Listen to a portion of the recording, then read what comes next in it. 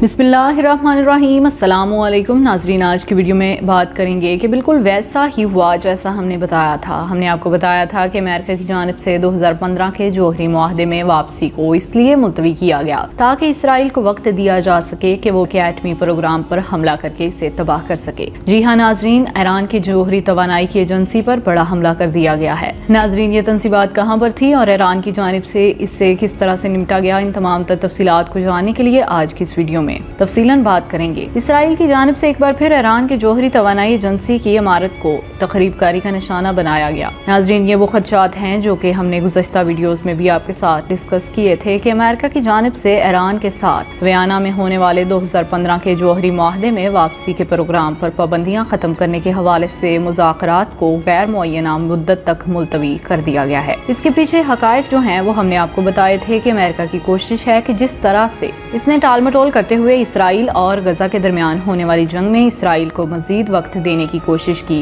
कि किसी तरह से वो हमास की अहम लीडरशिप को टारगेट करे, लेकिन वो बुरी तरह से नाकाम हुआ। नाज़रीन, जब आलमी प्रेशर ज्यादा हो गया तो इसके बाद मजबूरन इसराइल को जंगबंदी करनी पड़ी, लेकिन इसराइल को यहाँ पर भी वक्त दिया गया और यूरोपीय ममालिक की जानिब से अमेरिका को प्रेशराइज किया जा रहा है कि ईरान के साथ 2015 के जौहरी मुआहदे में वापस जाए, जिसको साबिक अमेरिकन सदर ट्रंप ने यकतरफा तौर पर ख़त्म किया था। नाजरीन, ना सिर्फ यकतरफा तौर पर इस मुआहदे से निकल ये गया बल्कि इसने ईरान पर सख्त पाबंदियां आयद कर दी, क्योंकि इसराइल की जानिब से खदशे जाहिर किए जा रहे थे कि जिस तरह से ईरान अपने बैलिस्टिक मिसाइलों को जदीद तरीन बनाता जा रहा है, अगर इस पर पाबंदियां आयद ना की गई तो फिर इसराइल की सलामती के लिए बहुत बड़ा खतरा ये बन सकता है। तो इस वजह से डोनाल्ड ट्रंप ने ईरान पर पाबंदियां आयद कर दी थी और जौहरी तवानाई के मुआहदे से ये निकल गया। जो बाइडन ने आकर फिर एक बार जौहरी तवानाई के मंसूबे में वापसी के हवाले से इसे बहाल करने के बारे में बातचीत की और ईरान ने इसमें रजामंदी जाहिर की।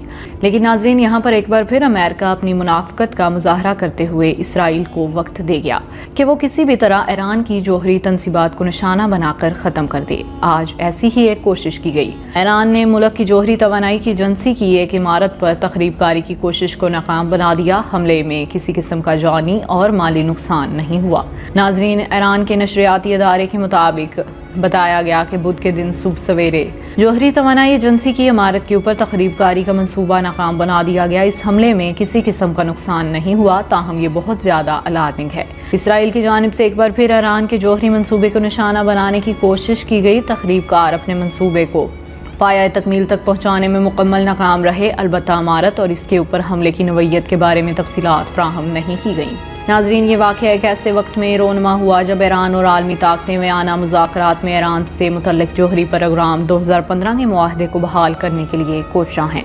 इस मुआहदे की इसराइल ने सख्त मुखालफत की है, जिस पर ईरान ने अप्रैल में अपने नतांज यूरेनियम की अफजोदगी प्लांट में हुए छोटी नोयत के धमाके में मुलव्वस होने का इल्जाम आयद किया था। इसराइल ने इस धमाके में मुलव्वस होने की तस्दीक या तरदीद नहीं की थी, लेकिन इसराइली मीडिया पर इशारों में ये बताया गया था कि ये इसराइल की जासूसी एजेंसी मोसाद की तखरीबकारी की कार्रवाई थी। यहाँ पर आपको बताते चलें कि नतांज की जौहरी तंसीबात पर होने वाली अमेरिकन और इसराइली इंटेलिजेंस हुकाम की मुश्तरका मिली भगत से ये हमला किया गया। इस वक्त इसराइल के वजीर खारजा ने ईरान पर जौहरी दहशतगर्दी का इल्जाम आयद किया था और बदला लेने के अज़म का इजहार किया था कि इसराइल के इस घिनौने मंसूबे का मकसद वियना के जौहरी मुज़ाकरात को नाकाम बनाना था।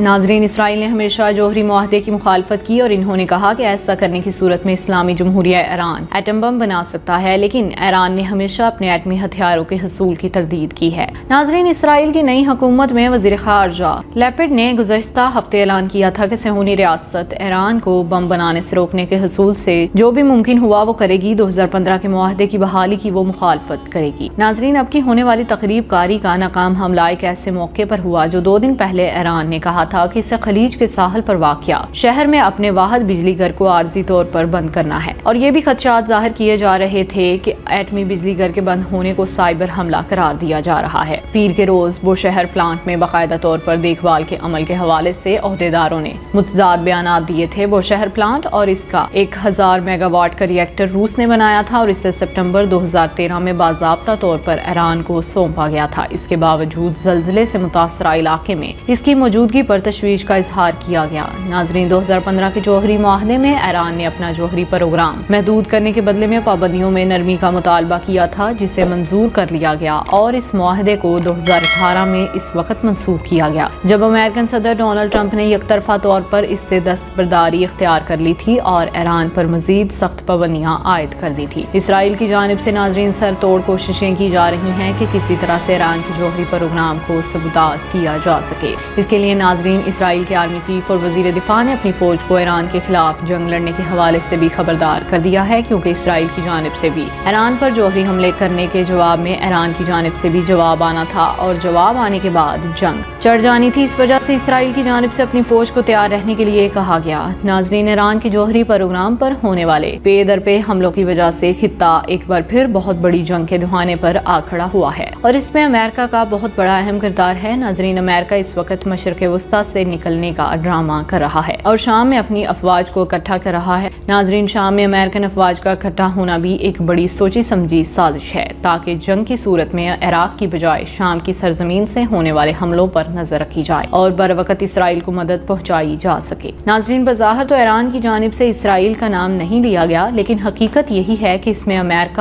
اور اسرائیل ملوث ہو سکتے ہیں۔ یقینی طور پر ایران جوہری معاہدے میں 2015 کے جوہری معاہدے میں واپس نہیں جاتا تب تک وہ ان حملوں کا براہ راست کوئی جواب نہیں دے گا، چونکہ اس حملے کو ناکام بنا دیا گیا ہے۔ لیکن اس کے ساتھ ہی اپنی پراکسیز کے ذریعے، اپنے سائبر ٹیم کے ذریعے امریکہ اور اسرائیل کو ٹف ٹائم دینے کی تیاری کر لی گئی ہے ایران کی جانب سے۔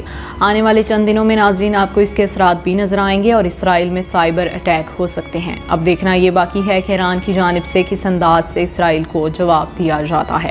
لیکن ناظرین، اسرائیلی آرمی چیف کی لیفٹیننٹ جنرل لیوو کوچاوی کو اپنی فوج کو تیار رہنے کا حکم دینا اور اس کے بعد اس کی کڑیوں سے کڑ ملائی جائیں تو تمام تر صورتحال سامنے آ جاتی ہے کہ انہوں نے اپنی فوج کو تیار رہنے کے لیے اس لیے کہا کیونکہ یہاں پر آپ کو بتاتے چلیں کہ اسرائیل کے نئے وزیر اعظم نفتالی بینٹ نے بھی کہا ہے کہ وہ امریکن صدر جو بائیڈن کے فیصلے کا انتظار کیے بغیر ہی ایران کے جوہری تنصیبات پر حملہ کر دیں گے۔ ناظرین، ایران کی پراکسیز اسرائیل کے گرد اتنی زیادہ سٹرونگ ہیں کہ وہ کسی بھی وقت اسرائیل کو بڑے پیمانے پر ایک جنگ میں جھونک سکتے ہیں، جس میں ایران کی جانب سے ایک گولی بھی نہیں چلائی جائے گی اور اسرائیل کو ناقابل تلافی نقصان اٹھانا پڑے گا۔ پہلے ہی حماس کی جانب سے کیے جانے والے راکٹ حملوں کے بعد اسرائیلی موساد کی اس طرح سے کمر ٹوٹی ہے کہ وہ امریکہ کے سامنے بھیک مانگنے پر مجبور ہو گیا ہے اور پھر امریکہ کی جانب سے $1 ارب کی رقم air defence system Iron Dome کو دوبارہ بحال کرنے کے لیے دی گئی۔ ناظرین، اس سے ظاہر ہوتا ہے کہ امریکہ حتمی طور پر منافقت سے کام لیتے ہوئے ایران کے جوہری پروگرام کو ختم کرنا چاہتا ہے۔ لیکن یہاں پر آپ کو بتاتے چلیں کہ ایران کا جوہری پروگرام اس حد تک جدید ہو چکا ہے کہ ایران کے جوہری پروگرام کو اور تنصیبات کو نشانہ بنانا اتنا آسان نہیں، کیونکہ ایران کی جانب سے زیر زمین پہاڑوں کے نیچے اتنے بڑے پیمانے پر جوہری لیبز بنا دی گئی ہیں کہ امریکہ تو کیا، اسرائیل بھی اگر اپنی تمام تر ٹیکنالوجی استعمال کر لے پھر بھی ایران کے جوہری پروگرام کو تباہ نہیں کر سکتا۔ تو ناظرین، یہ تھی آج کی پوری خبر۔ اس حوالے سے آپ کیا کہتے ہیں کمنٹ سیکشن میں اپنی رائے کا اظہار ضرور کیجیے گا۔ اب تک کے لیے اتنا ہی، جزاک اللہ۔